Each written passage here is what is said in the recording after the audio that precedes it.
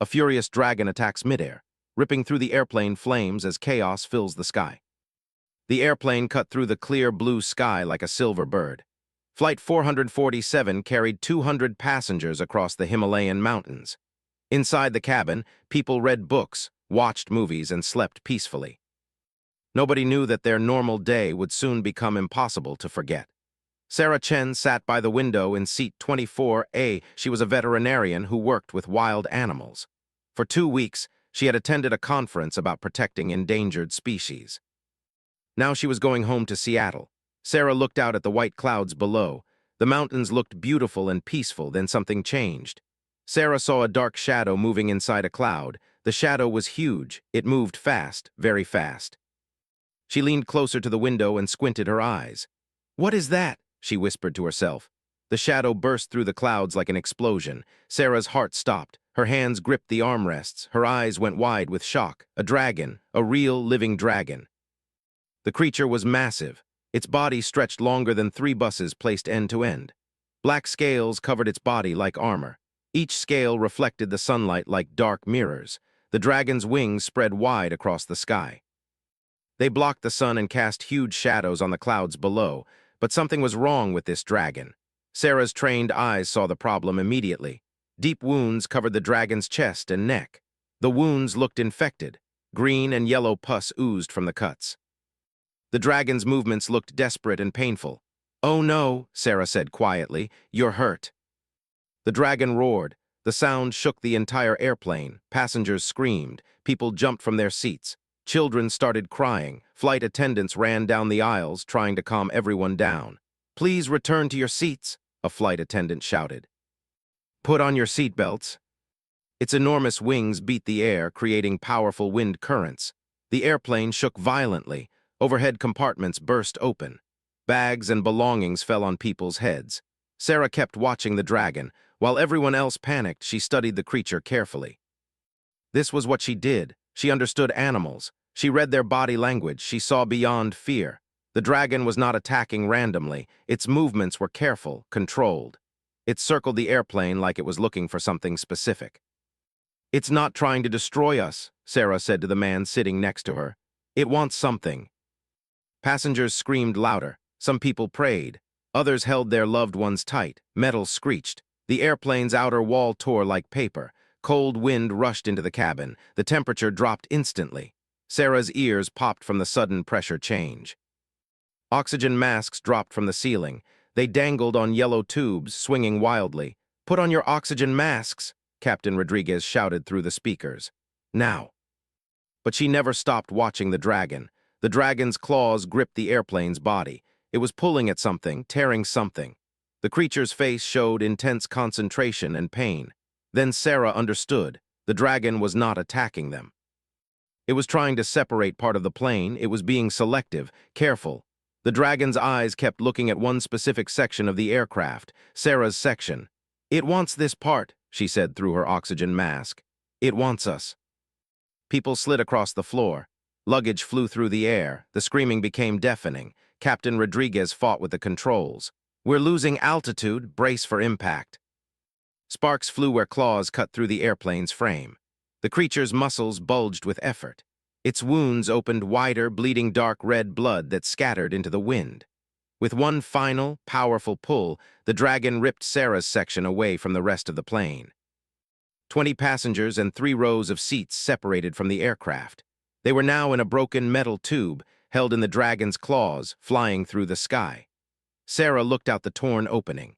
She saw the rest of Flight 447 spiraling downward toward the mountains. Parachutes deployed from the plane's emergency systems. She prayed everyone would survive. The dragon clutched Sarah's section gently, like a mother bird carrying an egg. Despite its fury and pain, the creature was being careful not to crush them. Sarah's heart pounded. Her scientific mind raced. This dragon was intelligent. It had a purpose. It had chosen them specifically. But why? The dragon flew toward the mountains. It moved fast, its wings beating powerfully despite the obvious pain. Sarah could see the creature's infected wounds up close now. Metal fragments were embedded deep in its flesh. The wounds looked days or weeks old. Someone had hurt this dragon. Someone had attacked it with weapons. and now this suffering creature was carrying them somewhere. Sarah took slow breaths through her oxygen mask. Around her, passengers sobbed and prayed. Some had fainted from fear. Others stared in shock, unable to believe what was happening. The dragon flew into a gap between two mountain peaks. Snow covered the rocky slopes. The air grew colder. Sarah could see her breath. Ahead, a dark cave opened in the mountainside. The dragon flew straight toward it. Sarah closed her eyes and held tight to her armrest. Whatever came next, she would face it with courage. The dragon carried them into the darkness. Sarah opened her eyes slowly. Her head hurt. Everything felt fuzzy and unclear. She touched her forehead and felt a small bump. Blood stained her fingers, but the cut was not deep. She looked around. The broken airplane section sat inside a massive cave. Dim light came through the cave entrance. The air smelled damp and cold. Water dripped somewhere in the darkness. Other passengers were scattered across the torn seats. Most were unconscious but breathing. Sarah could see their chests moving up and down. Relief flooded through her. They were alive. Then she saw the dragon. The creature filled the cave entrance like a living wall. Its massive body blocked most of the light. The dragon's breathing was heavy and rough. Each breath sounded painful and wet. Sarah's veterinary training kicked in immediately. She recognized those sounds: infection, fever. The dragon was very sick. She stood up slowly. Her legs shook, but she forced herself to stay calm. Fear would not help anyone right now. "Hello," Sarah said softly. She used the same gentle voice she used with frightened animals at her clinic. "I know you're hurting." Sarah took one small step forward, then another. Her heart pounded so hard she could hear it in her ears, but she kept moving. "I'm a doctor," Sarah said. "I help animals. I can help you too." It sounded more like a question. Sarah pointed at the dragon's chest. "Your wounds, they're infected. You need help." But Sarah had spent 15 years working with dangerous animals. She knew how to read body language. This dragon was not going to hurt her. She reached the dragon's massive front leg. Up close, each scale was as big as her hand. The wounds looked even worse than she thought. Deep cuts ran across the dragon's chest and neck. Metal fragments stuck out from the infected flesh. The skin around the wounds was hot and swollen. Sarah recognized the metal pieces. They were parts of missiles or rockets, military weapons. "Someone shot you," Sarah whispered. Anger filled her chest. "Someone attacked you." She placed her palm on the dragon's nose. The scales felt rough and warm. "I'm going to help you," she promised, "but I need supplies."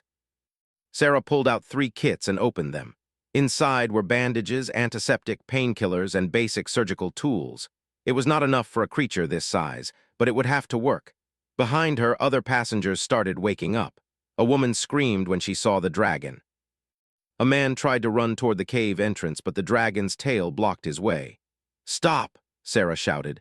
"Everyone stay calm. The dragon is not going to hurt us." Her voice was firm and strong. "That creature is sick and dying. It attacked our plane because it needed help. Now sit down and be quiet or you'll scare it." Sarah carried the medical supplies back to the dragon. She started with the smallest wound on the dragon's front leg. She poured antiseptic on a clean cloth and pressed it against the cut. The dragon flinched. Its muscles tensed, but it did not pull away. "Good," Sarah said softly. "You understand, I'm helping you." Then Sarah saw the worst wound. A large metal fragment was buried deep in the dragon's chest, just above where its heart would be. The area around it was purple and black. Infection had spread throughout the tissue. Sarah's hands trembled. This was the critical wound. The one killing the dragon slowly. She looked up at the creature's face. "This is going to hurt a lot, but if I don't remove it, you'll die." The dragon understood her words, not just her tone or emotions. It understood English. "You're not just an animal," Sarah said in wonder. "You're intelligent, you think, you understand." Sarah turned to the other passengers. "I need help. The dragon is going to let me do surgery, but I need someone to hold lights and pass me tools."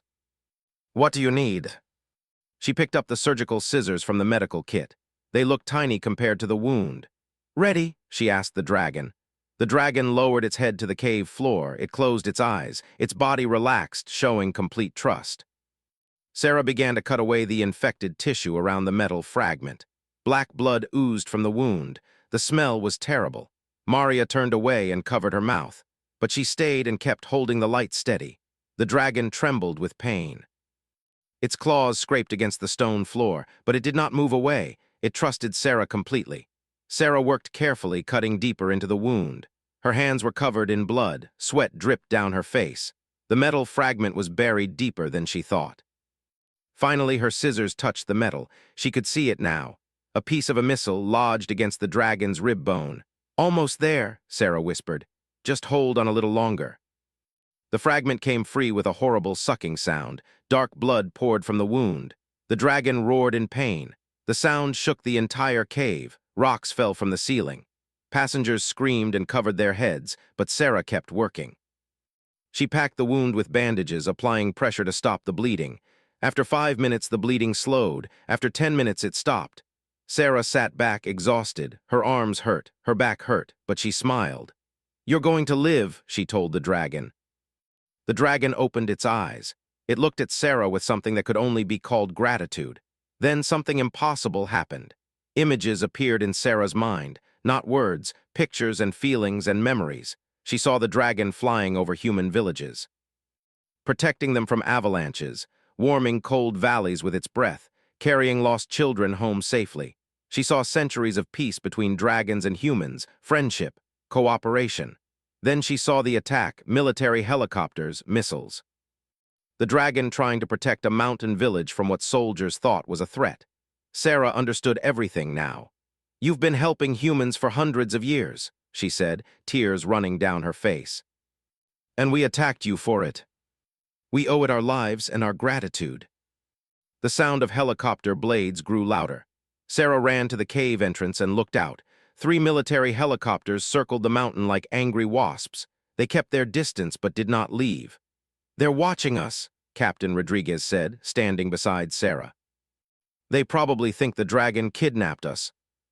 "We need to leave soon," David said nervously, "before those helicopters attack."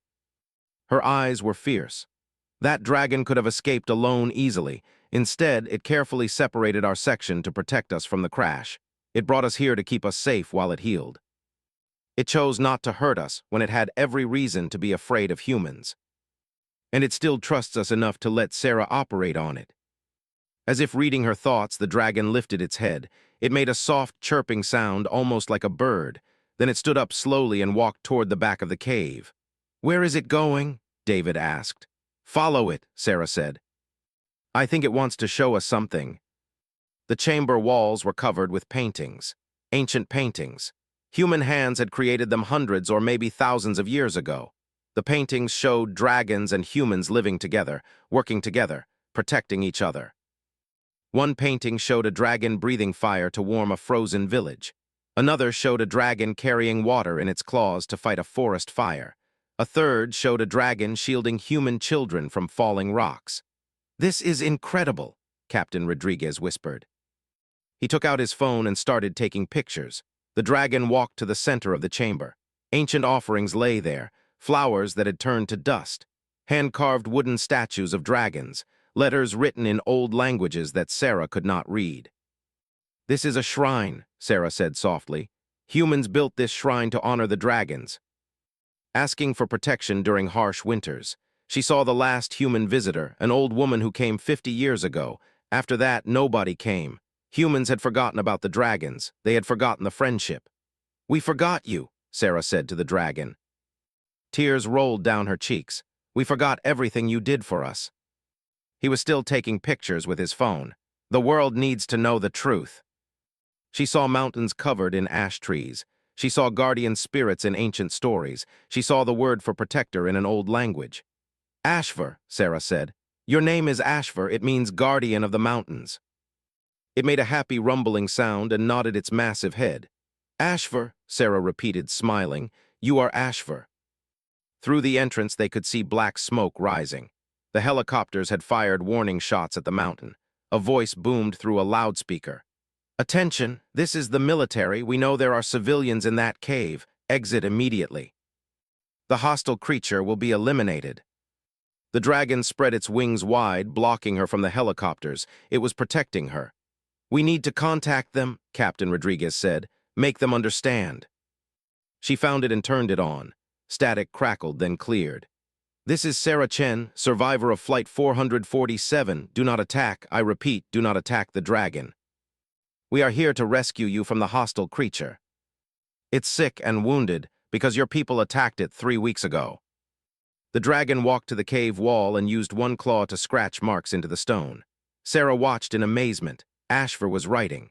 The dragon carved letters into the rock, spelling out one word in English, help. Did you see that? David shouted. He was filming with his phone. The dragon just wrote a word. It can write. Then that's impossible. Animals cannot write. They need to see the paintings. It proves dragons and humans have lived in peace for thousands of years. We have received your images. We are analyzing them now. In that moment, Sarah felt a deep connection form between them. It was not just understanding. It was friendship, trust, a bond that went beyond words or species. I won't let them hurt you, Sarah promised Ashfur. I'll find a way to make them understand. Every picture, every video. The world deserves to know that dragons are real and that they've been protecting us all along. This is General Morrison. Your evidence is compelling. However, we need proof that the dragon is not a threat. How do we know it won't attack again? But we'll need your cooperation, and Ashfur's. General Morrison, I propose a peaceful meeting. The dragon will allow me to ride on its back. We will fly out of the cave slowly so you can see that we trust each other. This will prove the dragon is not a threat. Then General Morrison responded. That's extremely dangerous, Miss Chen. We cannot guarantee your safety. Please, let us show you the truth. The dragon lowered its body to the ground, making it easier for Sarah to climb onto its back. The scales felt warm and solid beneath her hands. Be careful, Maria said, worry clear in her voice. Captain Rodriguez handed Sarah a small camera. Take this. Record everything from up there. The world needs to see this from your perspective. Ready, Sarah said softly to Ashfur. The dragon stood up slowly. It walked toward the cave entrance. Sunlight poured in bright and warm. The helicopters backed away, maintaining distance. Ashfur spread its massive wings. The wingspan was incredible, blocking out most of the sky. Then, with powerful strokes, the dragon lifted off the ground. Sarah's stomach dropped as they rose into the air. Wind rushed past her face. The mountain fell away beneath them. For a moment, fear gripped her heart. She was flying on the back of a dragon hundreds of feet above the ground. Then the fear transformed into wonder. She was flying, actually flying. Ashfur moved through the air with grace and power. Each wing beat was smooth and controlled. The dragon flew in a wide circle around the mountain, staying calm and non-threatening. Below, Sarah could see the military helicopters. Soldiers stared up at them through windows, their faces showing shock and amazement. Sarah waved at them. She wanted them to see that she was safe. Happy even, the radio in her pocket crackled. Miss Chen, this is General Morrison. What you're doing is remarkable. I'm watching through our cameras. The dragon appears completely calm. Just like dragons were friends to humans thousands of years ago, we need to remember that friendship. Social media exploded with comments and shares. People around the world saw the cave paintings. They saw Ashfur writing help on the stone wall. They saw Sarah performing surgery on the wounded dragon. They saw the trust between human and dragon. Public opinion began to shift rapidly. General Morrison's voice came through the radio again. Miss Chen, I'm receiving orders from High Command. Due to public pressure and your evidence, we are standing down our weapons. The dragon will not be harmed. I was part of the original operation that engaged this creature 3 weeks ago. That thing is dangerous. It destroyed millions of dollars in military equipment. That creature attacked us first, Blake shouted. It's a threat to national security. It could feel danger approaching. Commander Blake, this is a direct order, General Morrison said. Return to base immediately. It flew straight toward Ashfur, weapon systems activating. No, Sarah screamed into the radio. Stop. Warning alarms blared. Blake, you are disobeying a direct order, General Morrison shouted through the radio. Stand down now or face court-martial. They ran to the entrance and watched in horror as Blake's helicopter chased Ashfur through the sky. We need to do something, Maria cried. David was still recording everything on his phone. The live stream now had 10 million viewers. People around the world watched the chase happening in real time. Comments flooded in from everywhere. Save the dragon. Stop that crazy commander. Dragons are friends, not enemies. But the dragon was still weak from its wounds. It could not fly as fast as normal. Blake's helicopter got closer, weapon systems locked on. Sarah looked back and saw the missiles preparing to fire. Time seemed to slow down. She had seconds to act. Then she remembered something from the medical supplies. The emergency kit contained military-grade signal flares. She still had the kit strapped to her back. Sarah pulled out the flare gun with shaking hands. She had one chance, one shot. She knew that military missiles had safety systems. They were programmed to avoid friendly fire. If a distress signal appeared in their path, the missiles would automatically abort. Sarah aimed the flare gun straight up into the sky and pulled the trigger. The flare shot upward in a bright red streak. It exploded into a brilliant star pattern directly between HFY and the helicopter. The helicopter's targeting system recognized the military distress signal. Safety protocols engaged automatically. The missile launch sequence aborted. "What?" Blake screamed. "No, override the safety system." "Commander Blake, you are under arrest," General Morrison said coldly. "Land your helicopter immediately." HFY flew back to the cave and landed gently. Sarah slid off the dragon's back, her legs shaking. The other passengers rushed over to her. "That was incredible," David shouted. "You saved HFY's life." "That's what friends do." "I'm Dr. Patricia Wang, a xenobiologist. I've been studying your videos. What you've discovered here is the most important scientific finding in human history. We have so much to learn. But first, the dragon needs proper medical care and rest." Wang carefully, then nodded slowly. "HFY agrees," Sarah said, "but I stay with the dragon at all times. HFY trusts me." They cleaned the infections, administered antibiotics, and bandaged everything carefully. HFY tolerated the treatment patiently, occasionally looking at Sarah for reassurance. Each time, Sarah smiled and spoke softly to her friend. Captain Rodriguez sat nearby, watching everything. "You know, Sarah, you've changed history today. Dragons and humans are meeting again after centuries apart. We need to rebuild the trust that was broken." She saw other dragons hiding in remote places, scared, alone, waiting. "There are more of you," Sarah whispered, "aren't there?" HFY is not alone. There are other dragons hidden around the world. They're afraid of humans now. We need to show them that not all humans are like Commander Blake. We need to prove that friendship is still possible. My entire team will help. We'll dedicate our lives to protecting dragons and rebuilding the bond between our species. But one question remained. Would the other dragons trust humans again? 6 months had passed since the day HFY carried Sarah into the mountain cave. The world had changed in those 6 months, changed in ways nobody could have imagined. Sarah stood at the entrance of the cave, looking out at the valley below. The ancient shrine had been declared a protected World Heritage Site. Scientists, historians, and tourists came from every country to see the cave paintings, to learn about the old friendship between dragons and humans. But Sarah did not live here because of the tourists. She lived here because of HFY. The dragon had recovered fully from its wounds. The scars remained, but they no longer caused pain. HFY was strong again. Healthy again? The dragon could have flown away to find others of its kind, but HFY chose to stay with Sarah. They had become true friends, best friends. Every morning, Sarah and HFY flew together over the mountains. Sarah learned to understand the dragon's thoughts through the images that appeared in her mind. HFY learned to understand human words and emotions. Dr. Wang and her team had built a research station near the cave.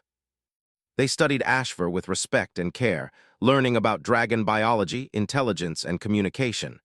Everything they learned, they shared with the world. Captain Rodriguez visited often. He had written a book about their experience on Flight 447. The book became an international bestseller. He donated all the money to the Dragon Protection Foundation that Sarah had created. Maria, the nurse, now worked at the research station as a medical specialist. David, the college student, had become a famous documentary filmmaker, creating films about dragon-human cooperation throughout history. Even the businessman who had been so afraid on that first day now supported Sarah's work. He had donated millions of dollars to help protect dragon habitats around the world. Commander Blake was in military prison, serving time for disobeying orders and endangering lives. But Sarah held no anger toward him. She understood that fear made people do terrible things. She hoped that one day even Blake would understand the truth about dragons. Today was special. Today, Sarah had received a message through HFY. Other dragons wanted to meet her. They wanted to see if humans could truly be trusted again. Sarah felt nervous and excited at the same time. She wore warm clothes and carried supplies in a backpack. Dr. Wang and her team stood nearby, ready to document this historic meeting. "Are you sure about this?" Dr. Wang asked. "We don't know how many dragons there are or how they'll react to seeing humans." Over the months, she had learned exactly how to balance and move with Ashvar's flight. "Ready?" Sarah asked. Ashvar launched into the air with powerful wing beats.